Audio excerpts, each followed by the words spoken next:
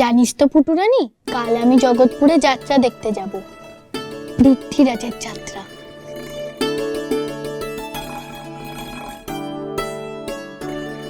জমিদার মশাইকে ভয় পাচ্ছ? আমি কে জানো? আগে না, কে আপনি? আমি মহারাজ পৃথ্বীরাজ। না না না, খাও খাও খাও খাও খাও। আমার খুব মজা লাগছে জানিস, এই প্রথমবার আমি যাত্রা দেখতে যাব। বাবা যাবে, মা যাবে, ফিরে এসে তোকে সব গল্প শোনাবো।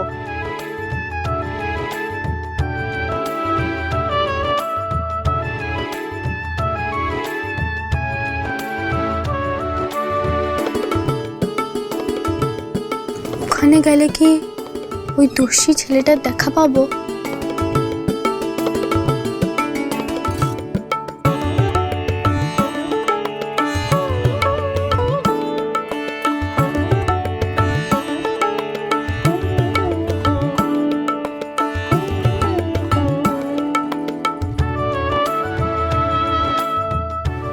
কে ওই ছেলেটা?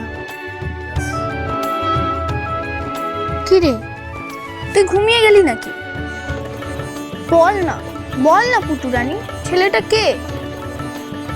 সবাই তো ওকে ডাকাত ডাকাত বলছিল, তাহলে কেউ সত্যিই ডাকাত?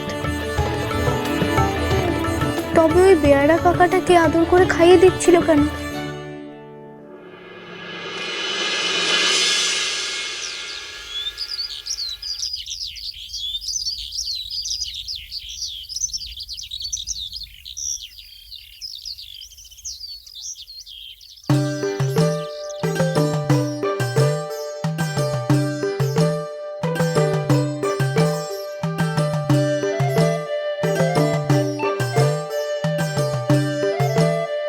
কি হয়েছে মানিক, এত বোর বোর ডাকলি যে? আর সন্ধ্যাবেলা পালা, ওই প্যাংলার হাতে পৃথ্বীরাজের মান সম্মানের কি হাল হবে সেই ভেবে কাল সারা রাত ঘুম হয়নি। চল দেখে আসি ওই ব্যাটার কি অবস্থা।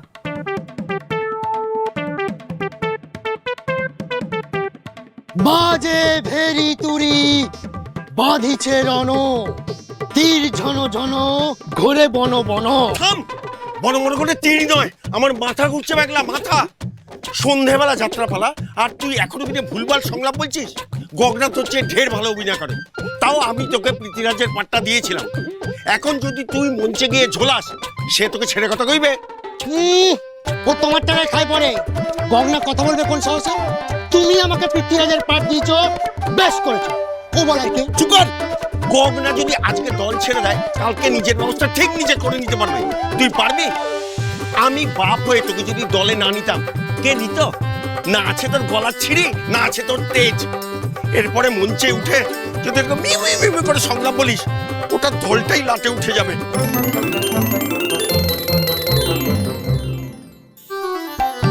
রাজার ছেলে রাজা হওয়া দিন শেষ।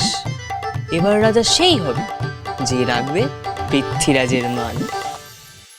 গোপন কৌশল জানি, যাতে তোমার এই পাতলা কণ্ঠস্বর পালার আগেই লোহার মতো মজবুত হয়ে যেতে। এই কি কৌশল, কি কৌশল? বলো বলো বলো।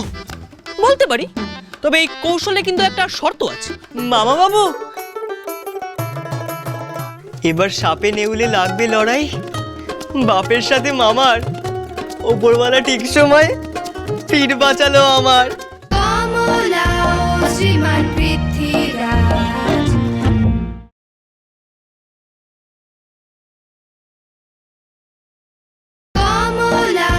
শ্রীমান পৃথ্বীরাজ।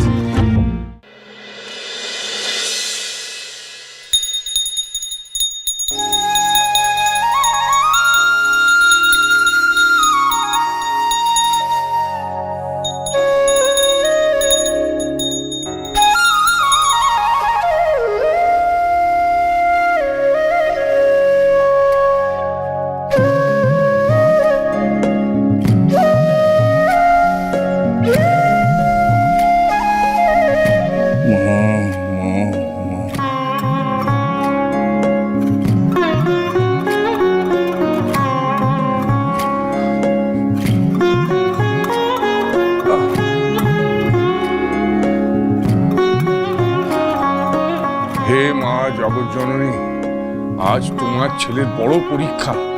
দেখো মা, আমার এই যাত্রাপালা যেন ভালোই ভালোই মিটে যায়, ওই গোরা ম্যাজিস্ট্রেটের মুখে যেন একেবারে জামা ঘষে দিতে পারি। সমস্ত বাধা বিপত্তি কাটিয়ে তোমার ছেলের মান রক্ষা করো মা।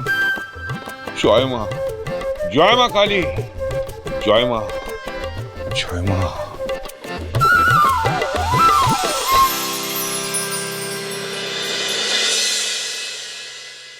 বাজে তুরি ভেরি বাঁধিল রণ, জুজিছে চন্দেল চৌহান গণ, তীর শন শন আসে ঝন ঝন, আকাশ ভেদিয়া উঠিছে।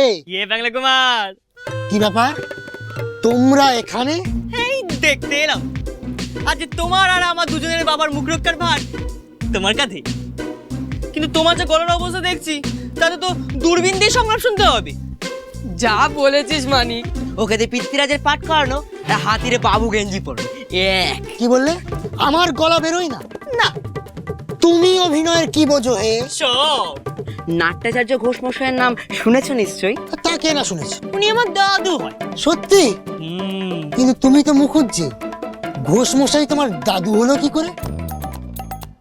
মায়ের বাবা ঠাকুরদা নয়। ও তা তোমাকে নিশ্চয়ই এই গলা নিয়ে অনেক খোঁটা শুনতে হয়। যাতে তোমাকে আর কোনোদিনও এই নিয়ে খোঁটা শুনতে না হয় সেই উপায় আমি জানি। কি উপায়? আমি ওনাদের সময়ে একটা গোপন কৌশল জানি, যাতে তোমার এই পাতলা কণ্ঠস্বর পালার আগেই লোহার মতো মজবুত হয়ে যেত। এই কি কৌশল? কি কৌশল? বলো বলো বলো। বলতে পারি, তবে এই কৌশলে কিন্তু একটা শর্ত আছে। কি শর্ত? পালা শেষ হওয়া না পর্যন্ত এই কৌশলের কথা কাউকে বলা চলবে না। বলে দিলেই এই কৌশল আর কাজ করবে না। সত্য মানতে পারবে? হ্যাঁ হ্যাঁ, শর্ত মঞ্জুর মঞ্জুর, কিন্তু কৌশলটা কি সেটা তো শুনি। বুঝলে প্যাংলা, শরীরের নাম মহাশয়, তাকে কষ্ট দিতে হবে। আর বড় বড় অভিনেতারা পালার আগে বরফ জলে গলা ডুবিয়ে বসে থাকতো আর মনে মনে 1008 বার বলতো মঞ্চং মানিকং জয়তু, যাতে পালার সময় দর্শকের শেষ লোকটা পর্যন্ত গলা পৌঁছে দিতে পারে। মানিকং? আরে মানিক মানে মনে মানিক। জানতাম তোমাদের হবে না, শুধু শুধু কথা কাচ্চা করালে তো। কি আর বলবো, যা করছিলে করো, চল লেখা নাই। এই প্যাংলা দ্বারা ওইসব কঠিন কাজ করা সম্ভব না। চল, আমি বাবাকে দেখিয়ে দেব ওই গগনার চেয়ে আমি কোনো অংশে কম নই। বরফ কোথায়? বরফ তো নাই। তবে তাল দিকে জল বরফে থেকে কম ঠান্ডা নয়, ওই জলেই কাজ হয়ে যাবে। চলো। হ্যাঁ চলো।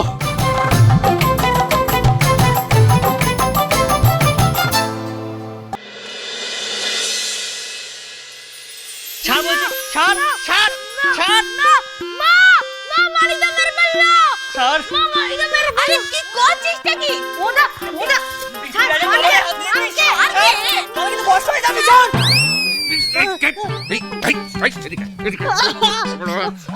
ছাড়া পড়াশুনো নেই, আজকে একটা ভালো দিন ভেবেছিলাম গায়ে হাত তুলবো না, স্বচ্ছ করালি তো। বড় মামা বাবু, মানিক দাদাকে জিজ্ঞেস করে দেখি কাল রাতে কোথায় ছিল? হ্যাঁ আমি তো ভুলে গিয়েছিলাম। এই কত ছাড়া, কাল রাতে তুই কোথায় ছিলে? বলছি আমি, ছেলেটার অসুখ করেছিল কাল রাতে, তাড়াতাড়ি শুয়ে পড়েছিল। অসুখ করেছিল? হ্যাঁ অসুখ করেছিল, বাহ বাড়ি বাহারি অসুখ তো তোদের। একই রাতে নাতি আর ঠাকুম অসুস্থ হলি, আর সকাল হতে না হতেই অসুখ সেরে গেল, কোবরেজও ডাকতে হলো না। ও ছাড়ো না। খাবো তো তুমি সত্যি করে বল কত ভাগা, নইলে আজকে আমি তোর চামড়া তুলবো। বল সত্যি করে বল। বাবা, জামাইবাবুর ডুগডুগি বাজানোর শখ দেখছি হয়েছে খুব।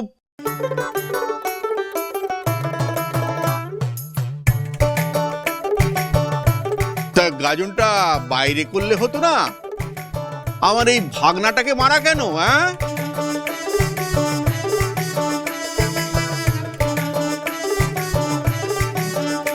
মামা বাবু, এবার সাপে নেউলে লাগবে লড়াই। বাপের সাথে মামার, ওপরওয়ালা ঠিক সময় পিঠ বাঁচালো আমার।